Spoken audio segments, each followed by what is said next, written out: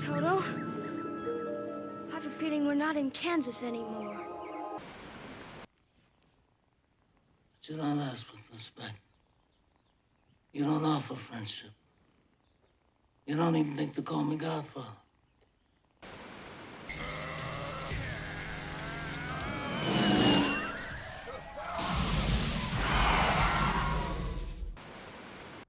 In case I don't see ya, good afternoon, good evening, and good night. Yeah. I can see him through the wall. I can see his face.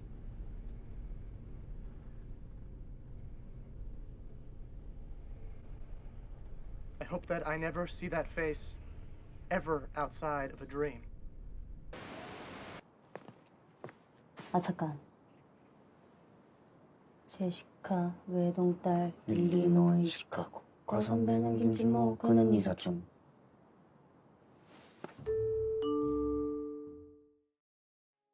I know you see the title, and I know what you're thinking. But guess what? I need this video to bang, so fucking sue me. Alright, now that we got that out of the way, what is the greatest film of all time? It's the most subjective question one could ask, so there isn't a right or wrong answer. It's based on preference, taste, all that good stuff. Now, usually when this question is asked, you hear responses like The Godfather, 2001: A Space Odyssey, Casablanca, Apocalypse Now, Citizen Kane, mostly old head shit. But what if you love horror films? You might consider The Exorcist or The Shining as the GOAT. Or if you love anime, Spirited Away or Akira probably wears the crown. Or if you love international films, Memories of Murder, Parasite, or City of God are possibly at the top. Look, the point is, every person is different and every person has a different film they consider the greatest. But what if you can make a compelling case for that film? I'm sure you can. But what would that case include? After thinking about it, I've narrowed it down to 5 things. It's my video essay, so I make the rules. Acting, writing, ending, story, and themes. Now, most of the greats check all 5 boxes, so there has to be a few more things that a specific film does that can make it stand out from the rest and be seriously considered. Around 2015, I got around to watching a film that would change my life forever. Like, I'm talking about once the credits rolled, I knew I had watched the best movie I had ever seen. Whiplash. So it's been 10 years since the film's release. Oh my god, I'm gonna kill myself, bro. How has it been 10 years already, son? What the fuck? And the general consensus is that it is nothing short of amazing. Nobody really has anything bad to say about Whiplash. Unless you like to nitpick at everything, or, on a more serious note, if you're a jazz aficionado and have legitimate gripes with certain aspects, which is more than fair. But strictly as a film, Whiplash is unanimously viewed as one of the all-time greats. One of the all-time greats. But what if I told you Whiplash isn't one of the greatest films of all time? What if I told you that Whiplash was the greatest film of all time? Title of the vid kind of spoiled that delivery. But yeah, straight up, what if I told you Whiplash is the GOAT? What if I told you if there was a movie draft and I had the first overall pick, I'm choosing Whiplash? What if I told you to take a shot after every time I say Whiplash? So what does that mean exactly? Well, what do you think it means? Then yeah, that's what it means. I know what most of you are thinking, this kid's bugging out, he's shot. You're a dumb fuck! Whiplash? Over The Godfather? Over 2001 and basically everything else? Well, if you stop yelling at me through your phone and or computer screen, I'll make my case. So we talked about the 5 things a GOAT movie should have. Acting, writing, ending, story, and themes. So let's go through them. The acting in Whiplash is easily one of the highlights of the film, headlined by J.K. Simmons. He delivers every line masterfully and is a major reason for this movie's success. Miles Teller is also extremely underrated in this film, and unsurprisingly so because everyone kind of has to take a backseat to Simmons.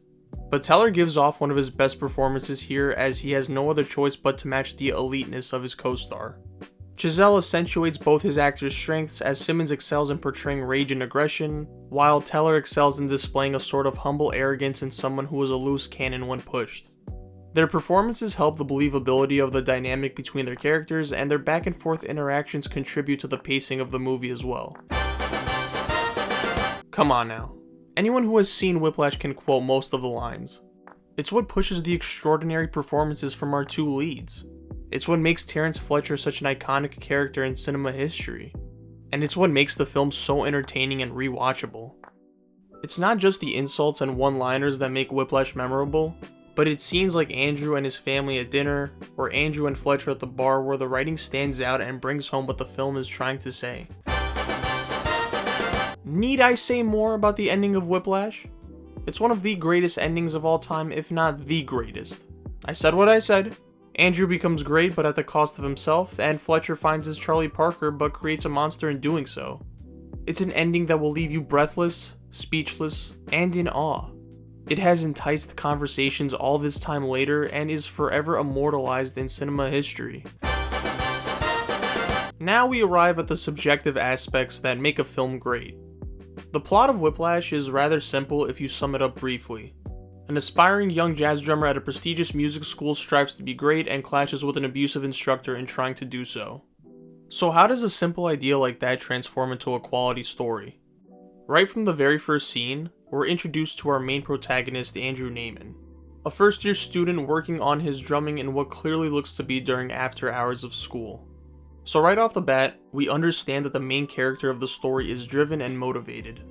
Immediately after, we're introduced to our main antagonist, Fletcher, who states that he's looking for players and pushes Andrew to go faster when he asks for a double-time swing but then leaves abruptly right after.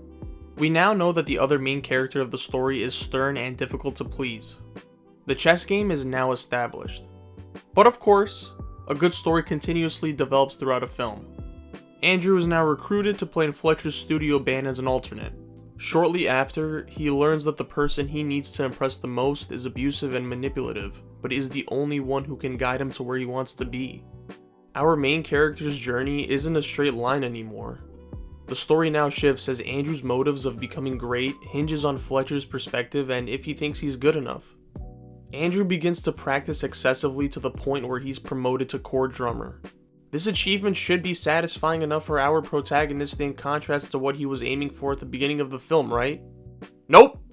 Fletcher then promotes Ryan Connolly, a drummer from an ensemble Andrew was a part of before he was recruited, to core drummer after testing both of them in terms of who can play with the best tempo on the song Caravan. Connolly is clearly used as motivation for Andrew because he drums like absolute dog shit in this scene, but Fletcher promotes him anyway.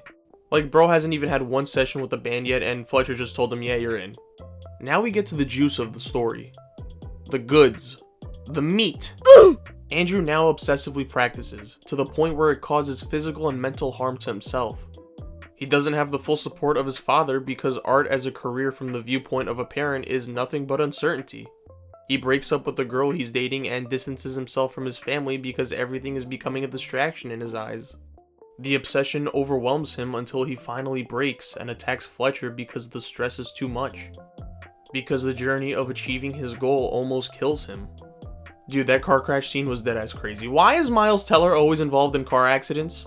Because the only person who understands what he's trying to accomplish is almost impossible to satisfy. Andrew is then expelled, loses his love for drumming, has a conversation with Fletcher where it's explained why he teaches the way he does, gets invited to play for a band that Fletcher is leading at the JVC Jazz Festival, which leads to the end of the movie where he has a spectacular performance playing Caravan, but only after he embarrasses himself right before because Fletcher doesn't give him the correct sheet music in an act of revenge for getting him fired. The story's pace and direction revolve around the main character's actions and emotions, which are a result of his counterpart's methods and ideology. The characters have driven the story this entire time, which is usually the formula for a successful film. When you read the logline for Whiplash, you're probably not moved by it. You're like, that's it? That's the story of the greatest film of all time?